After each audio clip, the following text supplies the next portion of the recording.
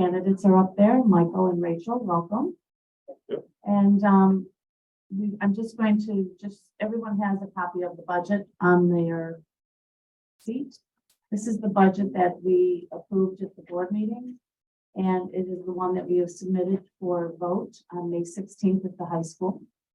The budget is $3,976,303. We've stayed under the tax cap of 2.18%. And the estimated increase for the average Rockville Center homeowner is $11 a year approximately, or 92 cents a month. That sounds a little better. So does anybody have any questions regarding the budget? Okay. If not, that is the budget that you will see on the vote on May 16th. So please make sure that you vote on May 16th. And now we'll get right to the candidates forum. And our moderator tonight is Judge April Wexler. Judge Wexler grew up in Rockville Center, and then she returned here to raise her family. She was elected to the library board in 2004 and served 11 years until she and her husband moved from the village in 2015. She is currently the chief judge for the Social Security Administration on Long Island, and we're very grateful to have her with us tonight to moderate the forum. So April, I am going to pass it over to you. Thank you, Becky. Thank you very much for having me back again. I really enjoy getting a chance to do this and have a chance to be back at the Rockville Center Library, which is so dear to my heart. So thank you for that. So we have two candidates tonight running for one open seat. We have Michael Ludwig and Rachel Ferrick. And welcome to both of you, and best of luck this evening. We're going to be using the school district's placement on the ballot for the order of opening statements. So we'll be starting with Mr. Ludwig. And the question order will rotate with the first question, starting with Mr. Ludwig, the second question with Ms. Ferrick, and so on. And for the closing statements, Ms. Ferrick will go first. So the candidates will have 3 minutes each to make their opening and closing statements, and they will have 2 minutes to answer questions. There will be no rebuttals and no cell phone use during this time. So we'll start with Mr. Ludwig, and you now have 3 minutes for your opening statement. Okay, first I want to welcome everybody to this forum. I want to thank Kathy Overton and Susan Fink, and of course April, for moderating this event. My name is Michael Ludwig, and I am running as a member to serve as a member of the Rockville Center Public Library Board of Trustees. I served on the Rockville Center Public Library Board of Trustees from 2019 to 2022. I'm retired from the faculty at Hofstra University. I did that in 2021, but I continue to serve as an adjunct emeritus professor in the School of Education. During my tenure on the board, the Rockville Center Public Library met the challenge of the pandemic and emerged stronger. The pandemic presented unique challenges. The library was forced to close for close to 4 months. However, the outstanding staff of the library was able to pivot and serve the community in several innovative ways. It offered contactless pickup and drop-off of library materials and began offering its programming online, and one of many other things that it did. Once the library reopened, and unlike most libraries in the Nassau County library system, the board recognized that the Rockville Center Library did not have an assistant director. The board approved the search, interviewed candidates, and approved the hiring of the assistant director in September 2021. Our family moved to Rockville Center 20 years ago, just before our second child, Anna, was born. Our son, Harry, will graduate from Hofstra University, thank God, this May, and our daughter will complete her second year at Penn State University.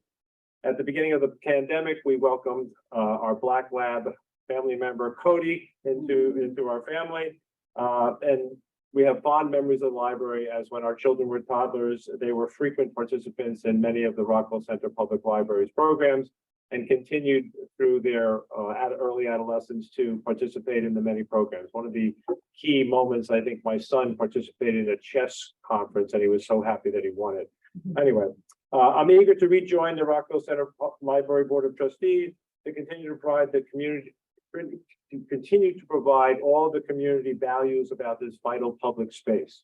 I take great pride in serving the community as a trustee and recognize the trust expected of board members by the community.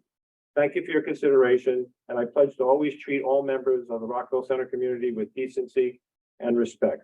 I ask for your vote on May 16th, 2023. Thank you. Thank you. And Ms. Farrick, you now have 3 minutes to make your opening statement. I have to start with, we are Penn State. We are both Penn Staters. Good evening. My name is Rachel Farrick, and I'm thrilled to be here to have the chance to serve as a trustee for the Rockville Center Public Library. Thank you to everyone who came out tonight to listen to this discussion, and to Mr. Ludwig for your dedication to the library. I'm a native Long Islander, and my first brush with the library was the cherished bookmobile. I can still remember the smell of the books when I stepped onto the van. My first library card, fresh plastic with my own name written on it, kind of like your first credit card, and kind of leads me to where I am today with my joy of transactions. A very solid glimpse into my future. I always knew I would find myself back on the island, and my husband John and I moved from New York City to Rockville Center in 2016, and we are raising our 3 beautiful children here in town. Our library has always been a destination for my kids. When they were younger, it was a chance for me or our nanny to meet other moms and families, and to this day, it's a wonderful way to fill the afternoons with curiosity and creativity. My 10-year-old has made a standing request that Thursday afternoons are for the library.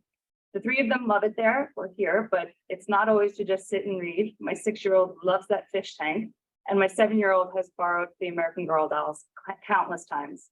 They've also strongly recommended that I suggest that the Legos and the plastic make-believe food be replaced as soon as possible. Our library is an essential part of the village, and I look forward to a chance to help steward it into the future so that it can play the same role for others that it has for me and my family. I will work to ensure our library continues to thrive as a safe destination to gather and access information for everyone in the community. My goals are to work to modernize the space, invest in upgrades and enhancements that are needed in both infrastructure and programming, and ultimately to have the library serve as a community center, one that our children are always drawn to. After 20+ years working for some of the biggest media companies in the world, I've seen firsthand how Americans are consuming information in different ways. News, education, recreational materials are all being consumed differently than they were 20, 10, even 5 years ago. To stay relevant, we need to adapt. We've made great strides with services already like Libby, but there's more we can do to modernize and help more people access all the information the library has to offer. There's more we need to do to raise awareness that the library is not just a place to check out a book. How many people know that we have yoga and meditation classes? Do women know that in addition to having a play group, they can actually join a free support group for new moms? We need people to use our services, but they have to know that they exist. My family and I represent the future of this town and the library, and I know that it's important that I have a seat at the table while we create a pathway forward for the library that is inclusive of both our youngest users and our legacy citizens. Thank you. Thank you. And now we'll start with the questions we have some duplicate questions. So I was trying to read out what was duplicate. So let's just start. Mr. Ludwig, with the first question, and you have 2 minutes. How many library board meetings have you attended in the last year? I believe that I have attended 3 library meetings in the past year. If you count my last few months as a board member, that would go up to 5. But I do try to attend when possible. When I was a board member, I never did miss a meeting. The other thing is I do check in, and because the minutes, as you know, are published online, so I get to see what's going on at the library. But I think it's important that people come on a regular basis and see what's going on. After all, these are their tax dollars that are being spent, and it's a good idea to see how that's happening. But I do come when I can make it, and that's it. So 3 times in the past year as a non-board member. Thank you. And Ms. Farrick, the same question. So as a working mom, I have had to use my spare time efficiently. And let's be clear, when you have 3 small children and a job, there really is no spare time. In the last few years, and especially in the face of COVID, I've had to use my time where I think I can be the most effective, and in the face of school closings and other effects that the pandemic has had on my children, I focus my energy more attending school board meetings and sort of advocating for and being the voice for my children there. Now that the pandemic is behind us, I feel like I can focus my attention here towards the library. But I think the better question is, how can you be effective when you do participate? We don't get a gold star for attendance for just showing up. It's really about constructive collaboration when you are here. And I think that I can hit the ground running once I am elected. I also have kept up with minutes and have sort of read through all of the board meeting minutes that have happened over the last year. And I feel confident that I can participate effectively once elected. Sir, what programs have you been actively involved in at our beloved library? So up to this point, really just coming here with my children and participating in the play groups and the toddler section and things like that. And it kind of goes back to what I said in my opening statement, which is about awareness. I really had no idea that, we had yoga here or meditation. And I can say pretty confidently that none of my peers in town are aware of it either. So I think we really need to do a better job of circulating that information to up attendance and again, let people know that the library is not just a place to get a book. And I look forward to diving in a lot deeper to so many of the services that are offered here. Thank you. And Mr. Ludwig, what programs have you been actively involved in at our library?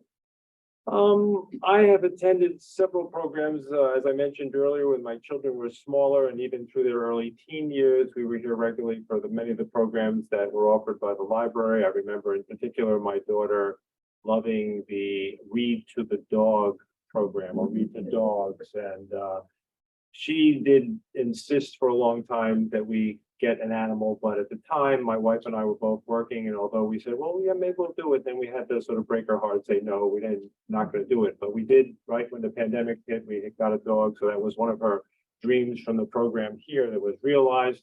I know my son participated in the chess program. I attended the short story program with Mindy Mangat and really enjoyed that. It was always a productive discussion.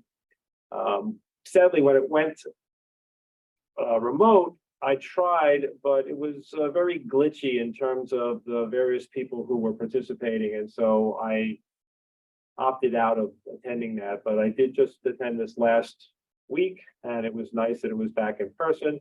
And just today I was here there was a Medicare information session that my wife and I attended, and that was fairly helpful. So it was always nice to see these programs. And I think I've attended one of the sessions that James Cole offers about the Constitution. And Mr. Ludwig, again, what is the public library's role in promoting racial equality and inclusion in the community?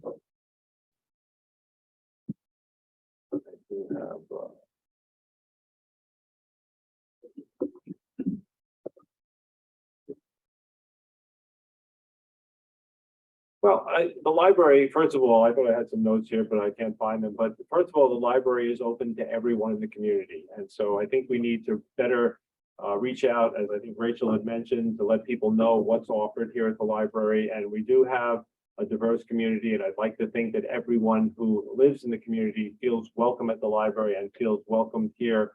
The other thing, of course, is the choice of materials that the library selects should serve that diverse community. I know that there are certain hot button issues today in society that people would rather not see discussed or even offered, but I believe that that's the responsibility of the library to offer a variety of materials on all viewpoints to all of our constituents. And if it upsets someone, there's a process for that they can try to have some material questioned, and it's not as though one person can get anything removed. But again, it's this notion that if we are for everybody, we need to provide resources and materials that are attractive to everybody and not just for some small segment of the population. Thank you. Ms. Barrett, you want to repeat the question? And got it. Sure. What is the public library's role in promoting racial equity and inclusion in the community? I think that the library is a place where the public should go for access to all information. As far as I know, I don't think that this library has ever been accused of, favoring one issue over another or one group over another. I believe in promoting inclusivity in education. I believe it starts at home with parenting. And I think that you should be able to find information on any kind of topic that you want at the public library. And now, Ms. Farrick, to you, what programs would you like to see for our adults who are seeking employment? Well, as it turns out, I am an adult seeking employment. And I do know that the library has some great resources as far as resume building and headhunting and job seeking. So, you know, I think one thing that's really important is to let people know where there is demand. And if there's a certain vocation that, you know, you can educate yourself and get training and get skills for, and the library can help guide you in that way, whether you want to find out how to take a real estate license or find out how to become a mechanic, whatever it is. I think we should have some counselors on hand that can help guide people through that process, or at least guide them online through what materials or what sources that they can use. But I've actually perused the site to see how the library can help me in my next career step. So, you know, the information's all there, and I think we have a great team of people that can help us upstairs and point us in the right direction. Thank you. And Mr. Ludwig, what programs would you like to see for our adults who are seeking employment? Well, like Rachel, I agree that helping people who are looking for work is a worthy goal of the library. If I go back to my childhood in Jackson Heights, my family was, well, my parents, I should say, were children of the Depression, and we did take in roomers when I was growing up. And one of those roomers went on to become a person who advised people seeking second careers in the library. And I think that's a great thing to do. I know that we offer resume services here. So people who, you know, don't have the first idea about how to put together a resume, that's an important first step. One of the things that we do at Hofstra, I don't know if it's possible at the library, is that we ask people who have professional clothes that they're no longer using to donate for those who may not have professional clothes, so that they can go to an interview and appear well put together. So I mean, that's perhaps a bit of a stretch for a library, but it's certainly something that could be considered, as we have. I'm sure there are many people in need in this community who may not have appropriate clothing in order to go to interview for. And now again, starting with Mr. Ludwig, do you feel that the library should expand children's program offerings that regularly fill up quickly, even if there is a cost increase in doing so? Yes, I did. I do think a couple of things that I wanted to say about that, because that was one of the questions that came in earlier. But I think first we have to assess capacity and safety in terms of the programs that we offer. And I know that the library has moved from my days when my children, you had to actually physically sign up in the library. Now, of course, all that's online. So that's a great improvement as it is. But I recognize that some people may get shut out on that process. And if we have the resources to do that, or if we determine that we want to be able to do that and maybe hire another person, I think the question was whether or not we should charge for that. I'd like to keep the fees as low as possible. But the other consideration I think we have to consider is, would expanding children's programs take away from some of the other programs that we have for young adults, regular adults, or senior citizens? And so I'm all for considering that if we can fit that into the budget, and if charging a little bit more would enable us to hire somebody part-time to expand children's program, I think that would be a great idea. But again, there's a number of considerations that have to be taken into account before we forge forward with something like that, and we have to consider the entire constituency that the library serves. Thank you. And Ms. Farrick, do you feel that the library should expand children's program offerings that regularly fill up quickly, even if there is a cost increase in doing so? So I'm a businesswoman and a mom. I know how to make a budget work, whether it was doing $100 million media deal or doing my weekly grocery budget. And as my husband likes to tell me often, tighten the belt. And so you tighten the belt in one area to make room for another. And if children's programs are in such high demand that we need to expand them, then we need to sit and figure out, sharpen those pencils and figure out where we need to do some fat trimming. I think we need to listen to our patrons and see what services need more funding and which might need to be trimmed. And I think maybe a survey is in order, or really just let's take a look at attendance and what programs are, I think you had mentioned earlier about a program that got glitchy and people weren't really attending. So let's recircle those funds to where we know that there's a demand and where people will actually utilize the services. And Ms. Barrett, in a similar vein, working moms are often unable to attend the programs available to our youngest children. What plans do you have to increase program times, Saturdays, evenings, to include all families? Well, I think we would need to look at the budget. It's definitely a topic that is near and dear to me. There is so much strain on working moms, and we're spread so thin to try to accomplish anything during the week is almost impossible. But then on the weekend, you're trying to cram everything in. So again, I think it's once again looking at the budget, and if we can fulfill staff necessities and be able to safely supervise time on the weekends, I see no reason why we couldn't expand those types of programs to the weekend. Thank you. And Mr. Ludwig, again, working moms are often unable to attend the programs available to our youngest children. What plans do you have to increase program times, Saturdays, evenings, to include all families?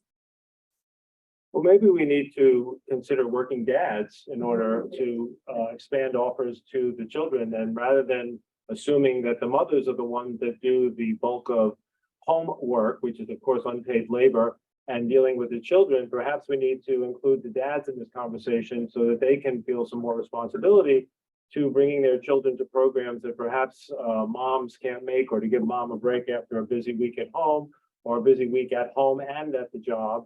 And that's, a lifelong problem, and sociological studies clearly demonstrate, even though norms are changing, that women still do a lion's share of the work at home and in terms of raising the children. So obviously, if somebody has means, you can hire babysitters or nannies to assist in that, but not everybody has those means available to them. But I think we need to expand our options, and certainly you can do buddy types of things where if you can, maybe a neighbor can, who also has similar age children. Thank you. And Mr. Ludwig, do you believe removing books from a library is ever warranted? And if so, what would be your reasons? The American Library Association, the ACLU, are firmly against, and I am also firmly against any form of censorship in the library.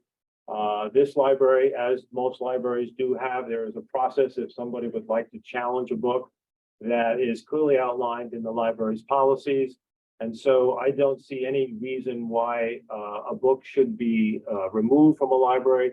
In fact, if you look at any library that their acquisitions, they are not acquired willy-nilly. They are all approved by librarians and the professional staff. And so unless somebody was not doing their due diligence and got a book here that somebody feels shouldn't be here, there was clearly a rationale for why it was part of the collection to begin with. But again, to go back to the policy here, and there is a policy, there's a form to fill out if you think that something is inappropriate. That can be filled out and shared with the director. The director meets with the department head, they form a committee. If the committee can't reach a consensus, it does eventually go to the board. It seems most of the concerns are around children, and I would say the onus of what a child reads is on the parent and not on the librarian. So I don't really see any reason why we should ever ban any of the materials that the library has. And that goes for displays, programs, or anything else of that nature. Thank you. And Ms. Ferrick, do you believe removing books from a library is ever warranted? And if so, what would be your reasons?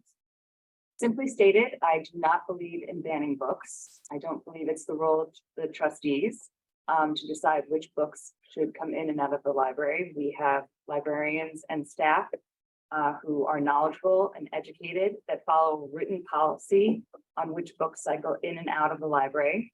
To think that certain books like To Kill a Mockingbird or Diary of Anne Frank have been banned in some libraries is unconscionable to me. There's a place for all books, even those that some may deem sensitive in nature when looking at them through the lens of our current political climate. That being said, I do believe that some books are not age appropriate. And I do believe that not every title should be on display or in the line of sight of little ones. And yes, it does go to the parents to be able to monitor what their children are reading. So if there is something that might be deemed ultra sensitive or obscene even, it should be taken out with the permission of a parent, which I believe all children's books are. So. Thank you. And Ms. Barrett, how do you view the relationship between the staff and the Board of Trustees? I'm really looking forward to meeting and getting to know all of the staff here at the library. Over the last couple of weeks, I've gotten to know and I've met a few of them so far. I want the staff to feel that they are empowered to communicate both the great successes as well as the challenges that they're seeing. Without fear of retribution or without fear of their job. I want them to be able to speak freely. I want to walk into the library and make the staff feel that we're truly partners, and together we can work to make the library successful in each of its endeavors. We need to make sure that the staff feels valued and appreciated, and that it's reflected in their pay, in their benefits, and any additional ways that we can to boost morale and find out what keeps the team motivated to do their jobs well. And Mr. Ludwig, how do you view the relationship between the staff and the Board of Trustees? Thank you. The board works closely with the director and the assistant director and serve largely in an advisory and fiduciary role as board members. The director and assistant director, on the other hand, are responsible for the day-to-day functioning of the library. We do, as board members, advise on personnel issues, and that is when, as a board member, we go into executive session to discuss issues that may be somewhat sensitive, and everyone who's here may be excused, of course. We also assist in contract negotiation with the executive staff of the library. We oversee, evaluate, and approve maintenance issues. This is an aging building, but it's still in very good shape. We advise and vote on any new proposals, and generally every month we check the budget, but we oversee the budget on a regular basis. I would welcome the opportunity, and I mentioned this talking with Melissa recently, to attend an occasional staff meeting. I understand staff meetings are Tuesday mornings here at the library, but the staff is aware of who we are and that we support all the good work that they do, particularly in this time when sometimes those people who are on the front lines facing the public deal with people who are complaining, who may not be happy with what's being done here at the library. Although, as someone who served on the board for the previous 3 years, most of the compliments we get in the suggestion box are very laudatory about our fine staff here, and they just have nothing but good things to say about it. But in general, our role as board members is advisory, but I think it's a very good idea, as Rachel said, that the whole staff knows who we are and that we are supportive of their work here in the library. Thank you. And Mr. Ludwig, what is the biggest problem facing the library in the next 5 years, and how would you solve it? A lot of the time we spent as board members, we're dealing with maintaining the physical plant. As I mentioned, the library, I think, was built 1960. I'm not somewhere in that area. It's certainly in fine shape, and I know during my tenure on the board, we did many cosmetic changes. Upcoming, there is a huge project to replace the elevator. Now, that's not something that I use on a regular basis, but I know that many of the patrons rely on the elevator to come down here to use the restroom or to go upstairs to explore the stacks. And so it's going to be a huge stress on many of the patrons when that elevator is out of business. I think for about 3 or 4 months that it'll be gone. So the biggest problem, again, is the physical plant. I listed some things here. I know we have consistent problem with the parking lot in terms of it being potholed and suffers from the constant use. I mentioned the elevator. With the pandemic, I know updated the filters in terms of the air conditioning and heat so as to reduce any possibility of the transmission of the COVID-19. The grounds need to be kept in good shape. I know that we have replaced the roof in the last few years. And we're also, I know the library is making an effort to try to renew the furniture. So I know we've got some new furniture in the youth area. We did LED lighting throughout the library. And I think one of the things we could do, and I know that it's being planned, is that you have some sort of an engineer or maintenance consultant develop a 5-year plan to assess what needs to be done when, so that we sort of have a triage for what needs to be done in the library in the immediate future, and then that can be put off for a longer time. Thank you. And Ms. Barrick, what is the biggest problem facing the library in the next 5 years, and how would you solve it? I see the biggest challenge as remaining relevant to the village. We need to keep up with the upgrades, as Mr. Ludwig said, and that includes modernizing the space. We need to make sure that our children continue to view the library as a destination. Obviously, it should be the first place they think of when they have a paper to write or they need to research something, but it also needs to be a place that they want to go, if they want to spend time. I'd rather see my kids hanging out here doing their schoolwork after school than running up and down Long Beach Road and hanging out in front of Geno's. So I would really like to see it become more of like a community center destination. It needs to be top of mind. And again, this goes back to my point again about raising awareness about all of the services that we have to offer here. I would also say that updates and repairs that the library obviously needs are not going to get any cheaper if we wait any longer to do them. So we definitely need to start planning, whether it's a 5-year plan, a 3-year plan, but taking a look at the budget and figuring out where we can best spend money to modernize the space and keep it relevant in town. Thank you. And Ms. Barrick, how do you plan to market the programs that are available in a more enticing way? So I love the Rockville Center Library Instagram page. It doesn't have a ton of followers.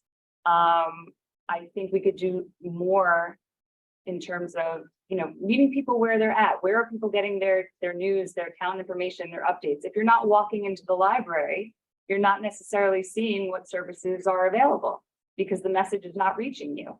I worked in advertising for 23 years. So messaging and, is kind of my forte. So it's definitely about sitting down with people who specialize in social media, who specialize in advertising, marketing, and spending a little bit of money to get people back into the library to know exactly what we have to offer.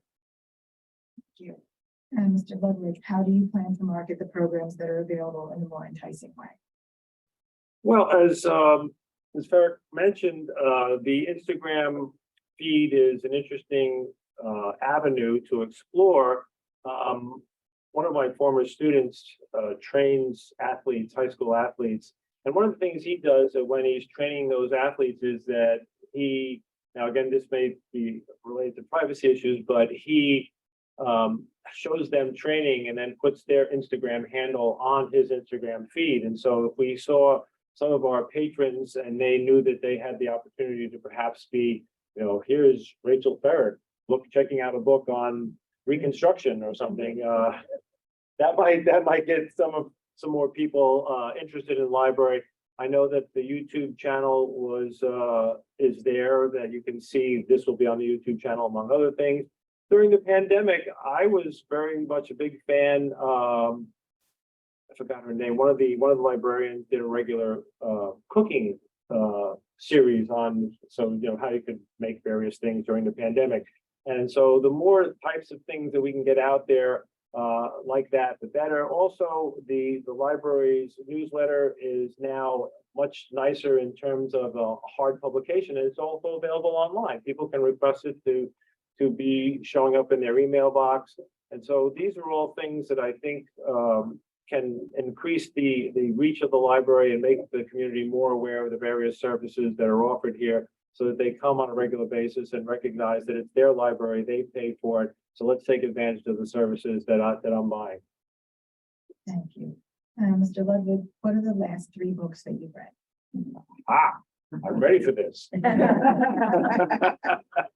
Just recently, my daughter, who's a Penn State student, attended a talk by a historian by the name of Keneal Joseph, and she picked up a book. She says, "Oh, I think you'll be into this, Dad." And this book was very good. It's called The Third Reconstruction, America's Struggle for Racial Justice in the 21st Century. And in that book, he discusses the three phases of Reconstruction. The first one after the Civil War, the second one with Johnson's War on Poverty, and the third one with the election of Barack Obama, of which we're now experiencing a backlash. But I also read a very interesting book that was recommended by a friend whose dear friend committed suicide called The Midnight Library. And so it's an excellent book that explores the notion of the possibilities of one's life as you exist in this world. And then lastly, I'm not cheating, but they are sort of a series. Cormac McCarthy's new two books, The Passenger and Stella Maris, were two books that, again, there are two books, so I'm cheating, it's four, but it's really only one book, so sorry.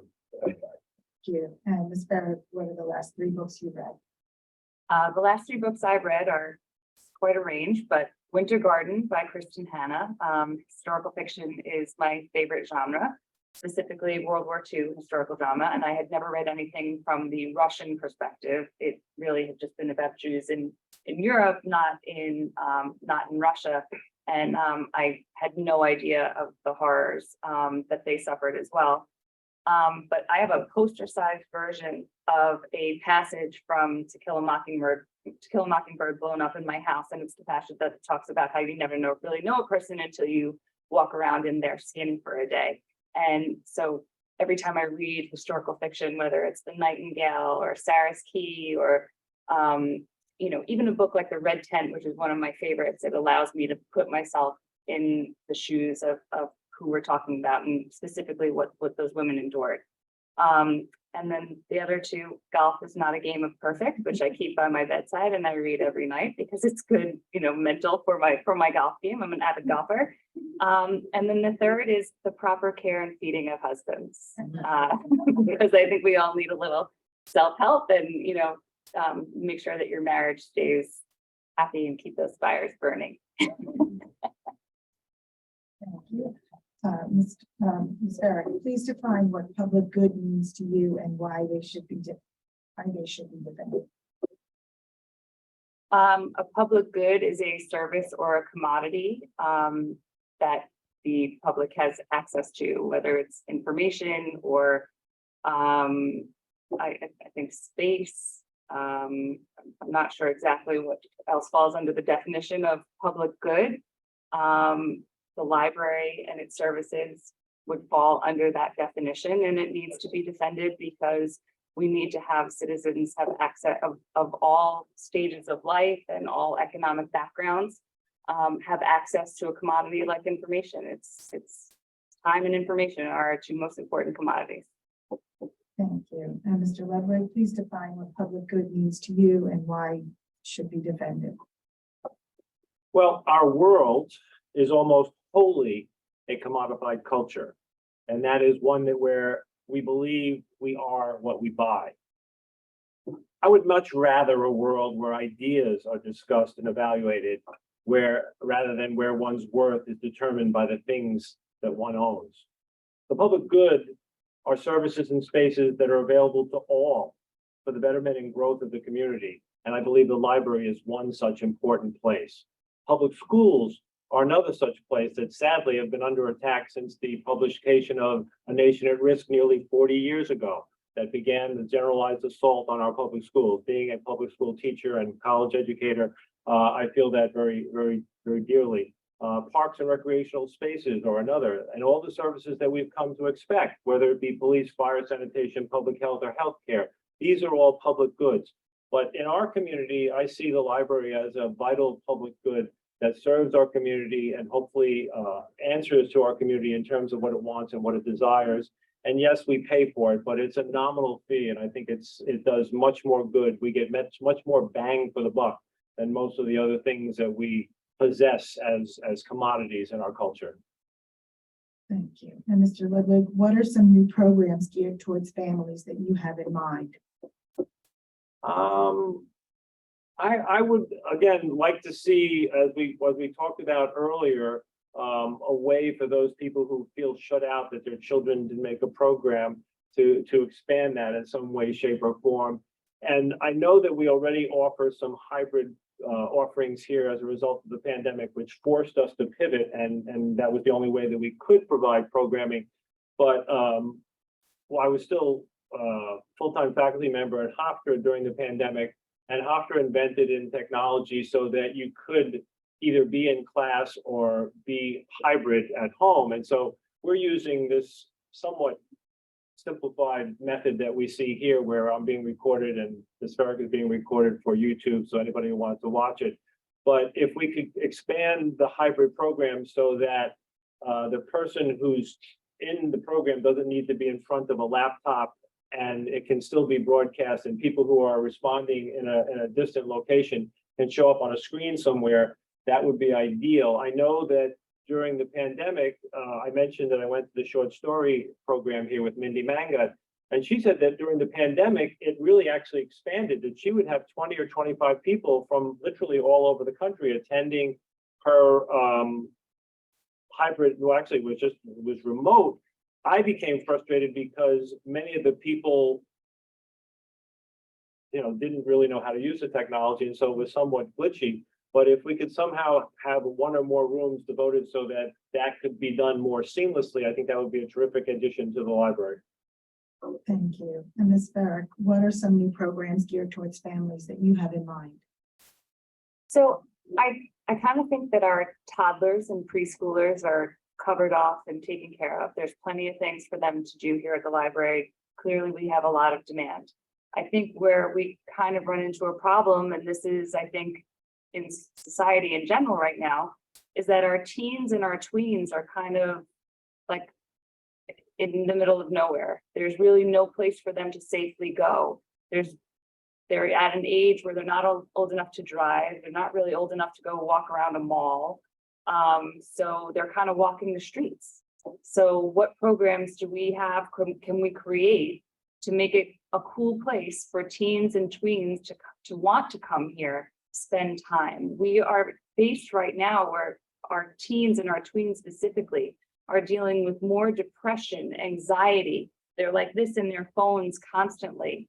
I have friends who are educators and guidance counselors, and what they're seeing right now is unprecedented because our teens and our tweens are feeling the effects of everything that they are seeing on their phone, with COVID closures, with being isolated from their friends. So how do we get them into a safe place like the library, a place that they want to come and hang out with their friends? And I think, brighter heads than mine can probably collaborate and figure out what's going to really draw them in. Thank you. And Ms. Farrick, how do you differ from the current recently elected trustees?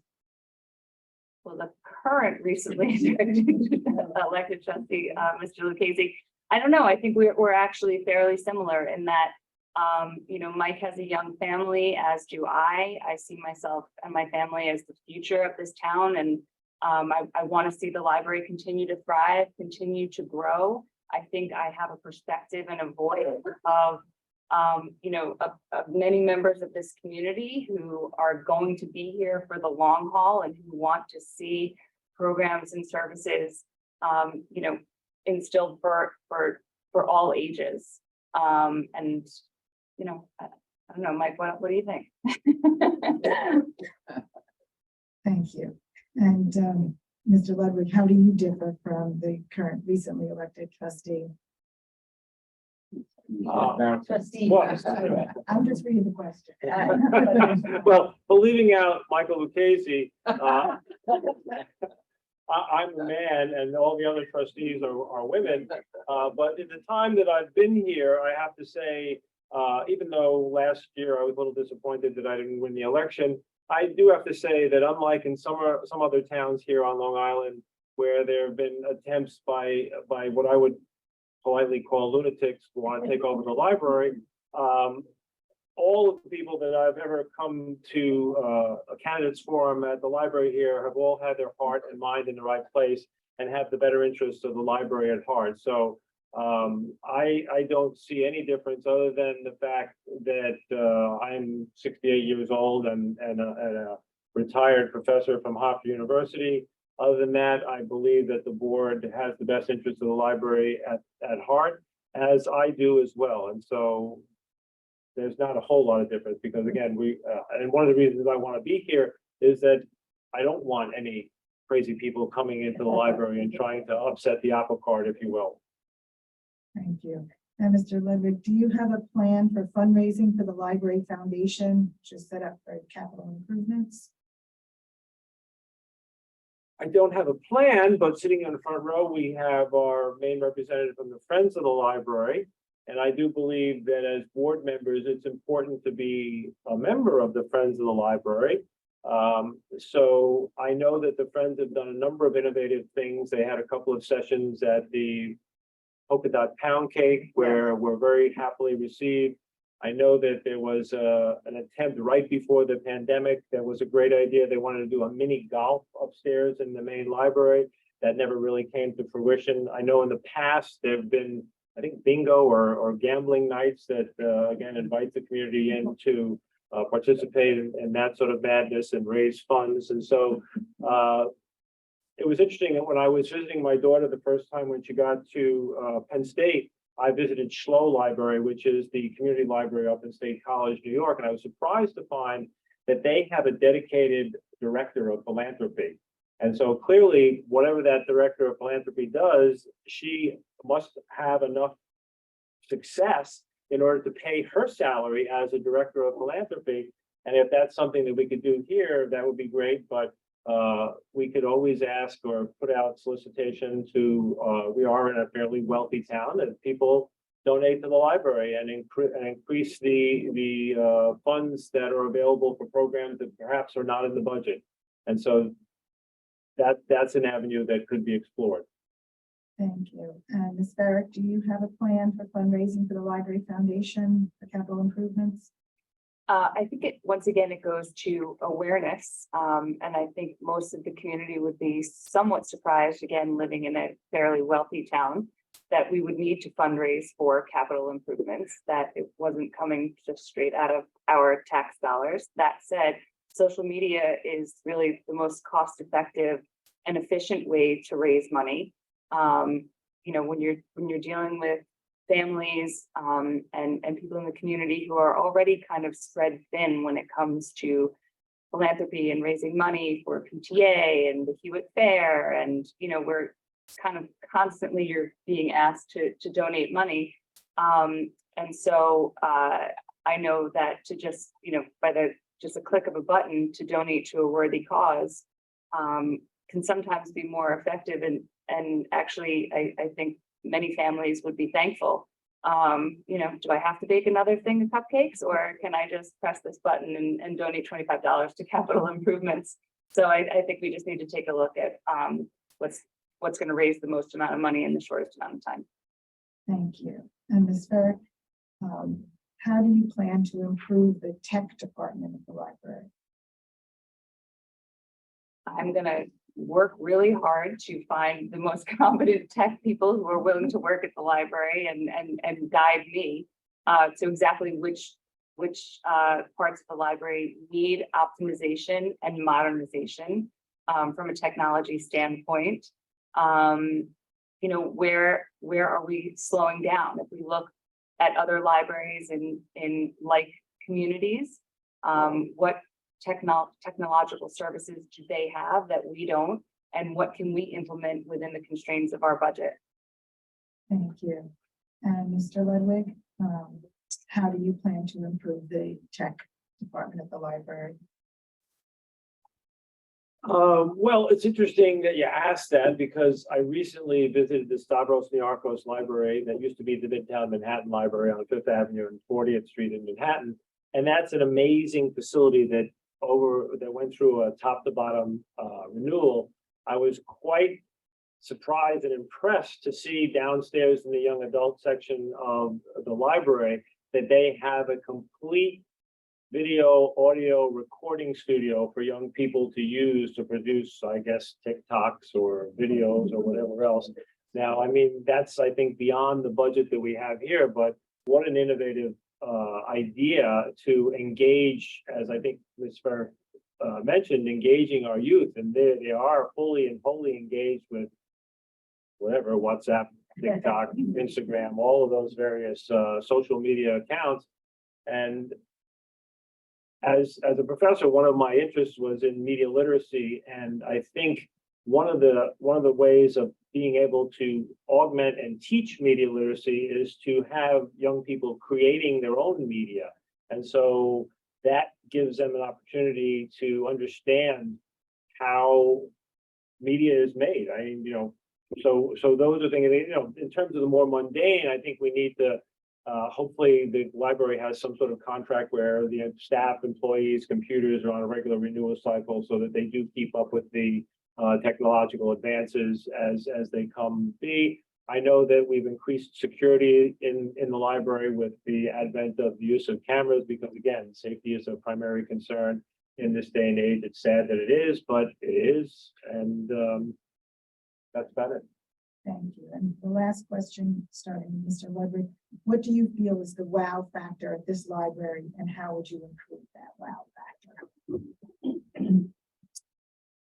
Well, I'd have to say the wow factor is the staff of the library, and because again, as serving as a trustee, one of the things that we saw time and time again are handwritten notes or typewritten emails where the staff was praised for their help in finding whatever it is that somebody was here to look for, or they were assisted in some way, shape, or form. And again, any public good, yes, the building may be 50 or 60 years old, but it's all about the human capital that we have here. And I think we have a very high degree of human capital. And I think that perhaps we could have a librarian of the month every day that could be put out on Instagram and featuring what he or she does for the library as a way of highlighting the outstanding staff that we have here at the library. Thank you. And Ms. Ferrick, what do you feel is the wow factor of this library? How would you improve this wow factor? Well, it's hard to follow that and not say the staff. But I would agree with that. And then I would also offer, I think, the breadth and the depth of the amount of services that the library truly has here, whether it's financial literacy, healthcare courses, career services. I love that we can meet people where they're at, and that we can utilize the Techmobile to meet seniors, to teach them technology. I would love to see the bookmobile come back for kids. I think we have access to so much here. And again, we have, from what I can see and from what I understand from the minutes over the last few months, that we've spent conservatively. So we do have money in the budget. And I think, bringing those programs to life even more, bringing them more, again, access to people. So even if they're not in the building, they can still utilize those services. I think I'm wowed by just everything that the library has to offer. Thank you. Thank you both for your answers to the question. You'll each have 3 minutes for a closing statement, and we're going to begin with Ms. Ferrick. Well, I want to thank everyone for your time and attention this evening. I know it is hard to steal time away when you have small children and other obligations. So being here to listen, or for anybody who's going to watch this later on YouTube, it's most appreciated. As trustee, I will work to ensure that the library remains a vital part of our village. I will focus on helping the library keep up with how multi-generational citizens want to consume information and how they want to use the physical space. I'm confident I can help drive the continued improvements that our library needs, both in terms of physical infrastructure and programming, and to encourage ongoing and increased usage and adoption.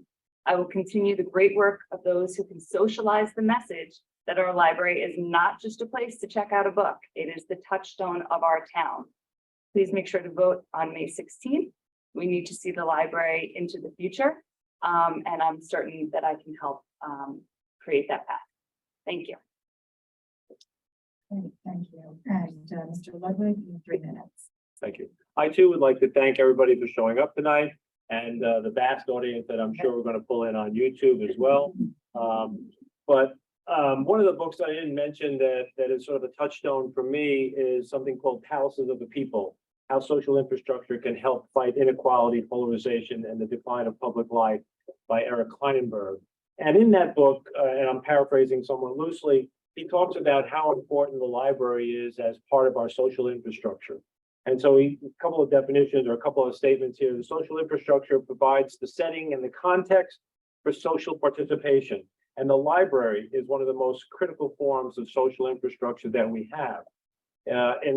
According to a 2016 survey conducted by the Pew Research Center, about half of all Americans aged 16 and over used the public library in the past year, and 2/3 say that closing their local branch would have a major negative impact on their community.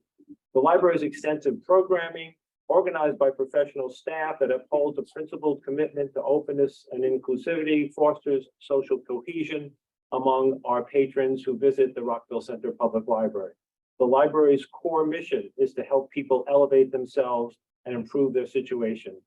For many seniors, the library is the main place where they interact with people from different generations. It's where they can be part of a diverse and robust community, not a homogeneous where everyone feels alone or fears decline, I should say. Libraries help youths inclined toward independence, giving them library cards and letting them choose how to use them. Libraries offer refuge and safe spaces to teenagers who'd rather study or socialize than hang out on the streets. Libraries help children and teenagers feel responsible to themselves and to their neighbors by teaching them what it means to borrow and take care of something public and to return it so others can have it. Now, I'm a big fan of Kyla Scanlon. I don't know if any of you are aware, but you should become aware of Kyla Scanlon. She's a 24-year-old economist. And today in her newsletter, she said the following. The core idea is that hope is profound and curiosity is the forcing function. As we process technology, a world where curiosity can feel stifled, where information isn't always knowledge, perhaps it's best to redefine how we think of hope. Hope is allowed to be angry and real as long as it is resilient. There is likely a need to tell better stories, make space to listen to one another, be endlessly curious, even when the world sucks. At the end of the day, it's only hope.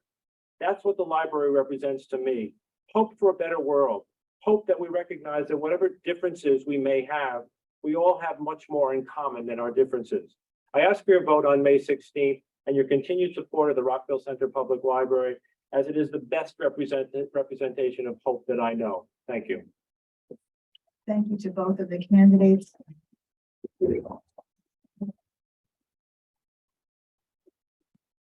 Appreciate your thoughtful answers and making my attention. Thank you, everybody. I'm going to turn the meeting back over to Dr. Bethel. Thank you, Judge. And thank you, Michael and Rachel. It was a very eventful evening, a lot of questions. I wasn't really expecting all those questions, so good job. And thank you all for coming. And can I have a motion to end this meeting? Second? Okay. Good night, everyone. Do we have the ritual handshake? Very good. Good luck. Good luck.